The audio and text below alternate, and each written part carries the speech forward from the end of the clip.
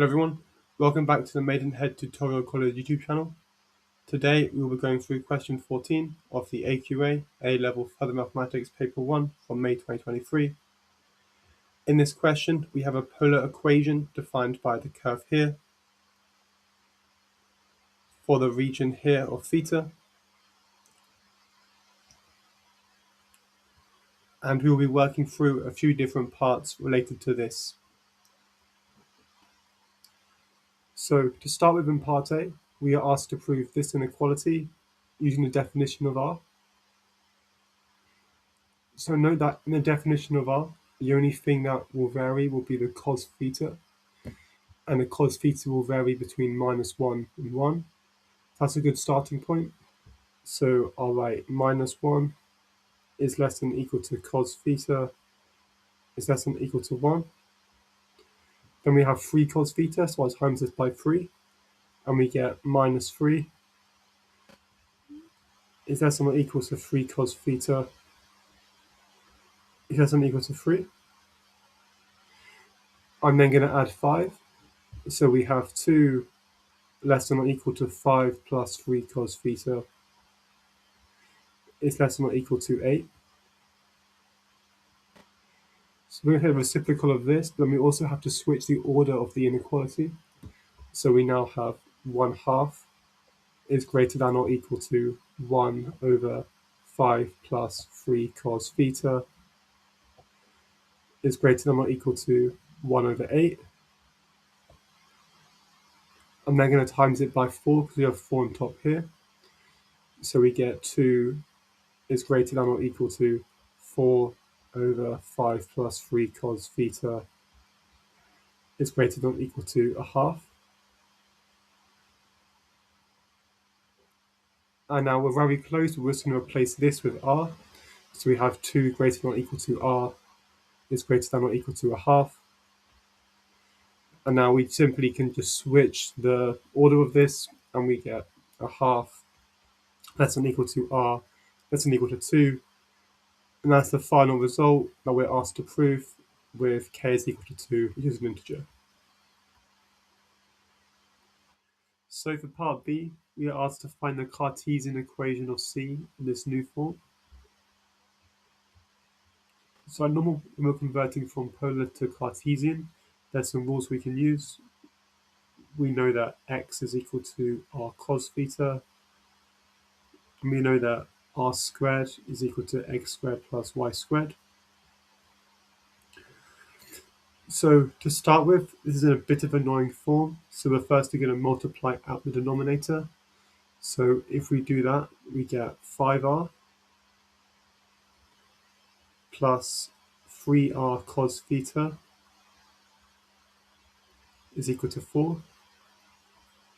Hopefully we can see that this 3r cos theta is just going to become 3x. So we have 5r plus 3x is equal to 4. And now if we minus the 3x from both sides and divide by 5, we'll make r the subject. So if we do that, we get 5r is equal to 4 minus 3x. And then r is equal to 4 minus 3x over 5. So we want to then rearrange this so it's r squared and not r. So we'll square this now. So we get r squared is equal to 4 minus 3x over 5 squared. And now we can substitute in the x squared plus y squared. So we get x squared plus y squared is equal to 4 minus 3x over 5 squared. And now if we then minus the x squared from both sides, we'll get it purely in terms of y squared, which is what we want. So we just get y squared is equal to 4 minus 3x over 5 squared minus x squared. And that's the final answer that we're looking for here.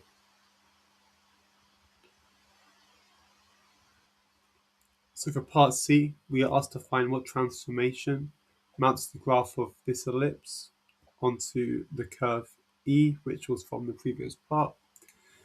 So the way we're going to do this is by rearranging the equation for the graph of C. So starting with y squared is equal to 4 minus 3x over 5 squared minus x squared. We're going to expand out the brackets here. So we're going to get y squared is equal to 16 minus 24x plus 9x squared over 25 minus x squared. And now if you combine these two fractions together, you're just going to get minus 25x squared from the top. So after combining this together, you're going to get y squared is equal to 16 minus 24x plus 9x squared minus 25x squared over 25. And that's just the same as y squared is equal to 16 minus 24x minus 16x squared over 25. So the fact that there's a 16 over 25 here kind of gives us a clue that we're going to take a factor of 16 out here. Because it's a minus 16 in front of the x squared, it even makes sense to take out a factor of minus 16. Y squared is equal to minus 16 times by x squared plus 3 over 2x minus 1 over 25. So now we're going to complete the square on the inside here. So we get y squared is equal to minus 16 x plus 3 over 4 squared minus 9 over 16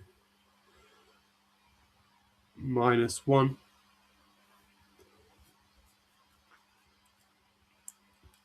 over 25. So now if we combine these two constants together and then multiply it out from the minus 16 again, we're going to get y squared is equal to minus 16 times by x plus 3 over 4 squared minus 16 times by just a minus 9 over 16 minus the 1, and that's just going to be minus 25 over 16.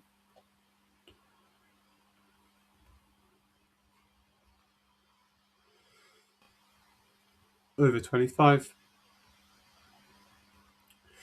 And now we're very close to getting the answer that we want, but we just have to multiply this bit out and split up the fraction again. So if we do that, we get y squared is equal to minus 16 over 25 x plus 3 over 4 squared plus 1. And now if we move this to the other side, y squared plus 16 over 25 x plus 3 over 4 squared is equal to 1. So the graph for C is then this, and the graph for E is just y squared plus 16 over 25 x squared is equal to 1. So if we're trying to map E onto C, clearly that's just a transformation by this vector, minus 3 over 4 and then 0.